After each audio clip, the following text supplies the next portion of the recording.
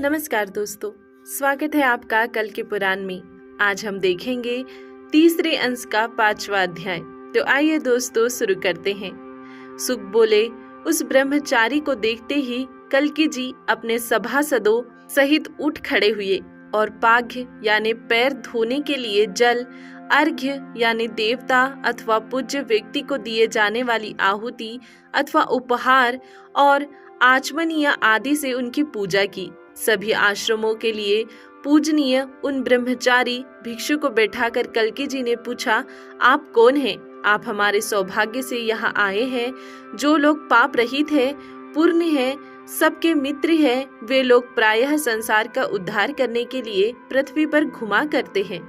मस्करी यानी ज्ञानी सन्यासी भिक्षु ने कहा, हे श्रीनाथ, मैं आपकी आज्ञा पालन करने वाला कृतयुग हूँ।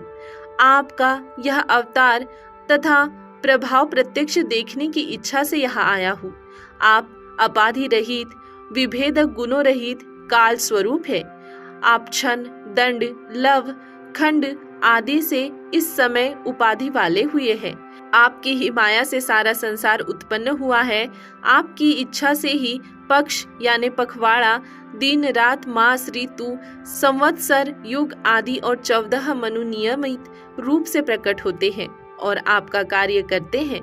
सबसे पहले मनु स्वयंभूव थे, दूसरे स्वारोचिस, तीसरे उत्तम, चौथे तामस, पांचवे रैवत, छठे चाक्षुष, सातवें वेवस्वत, आठवें सावर्णी, नवे दक्ष सावर्णी, 10वें ब्रह्म सावर्णी, 11वें धर्म सावर्णी, 12वें रुद्र सावर्णी, 13वें संसार में प्रसिद्ध वेद सावर्णी, शौच्य देव सावर्णी और 14वें इंद्र सावर्णी थे। ये सभी मनुगण आपकी ही विभूति स्वरूप है।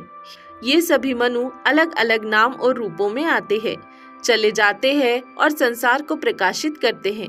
देवताओं के 12,000 वर्ष का एक चतुर्युग यानी चौकड़ी युग होता है।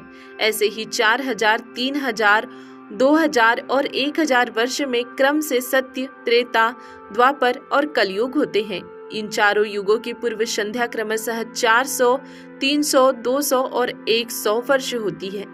एक चौकड़ी युग की शेष संध्या का परिमाण भी ऐसा ही है। प्रत्येक मनु 71 चौकड़ी युग तक पृथ्वी को भोगते हैं। ऐसे ही सब मनु बदलते रहते हैं। जितने समय तक 14 मनुओं का अधिकार रहता है, उतने समय को ब्रह्मा का एक दिन कहते हैं।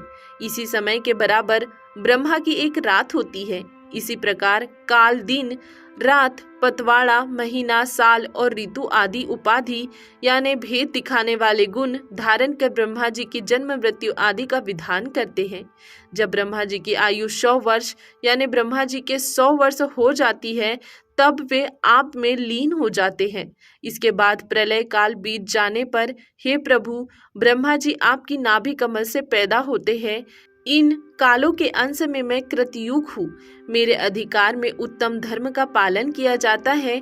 प्रजा धर्म का आचरण करके कृतकृत्य यानी सफल मनोरथ हो जाती है। इसी कारण मैं कृतयुग नाम से प्रसिद्ध हूँ। सतयुग की यह अमृत वचन सुनकर कल्कि जी अपने अनुचरों सहित बहुत प्रसन्न हुए।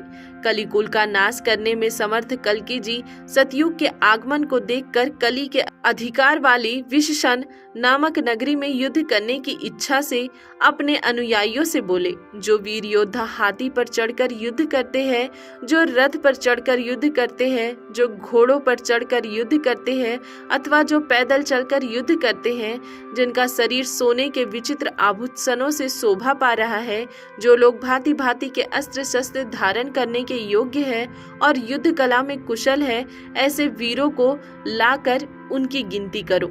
दोस्तों, यहाँ 5वां अध्याय समाप्त होता है। इसके आगे अगला अध्याय देखेंगे हम अगले वीडियो में। तब तक के लिए धन्यवाद।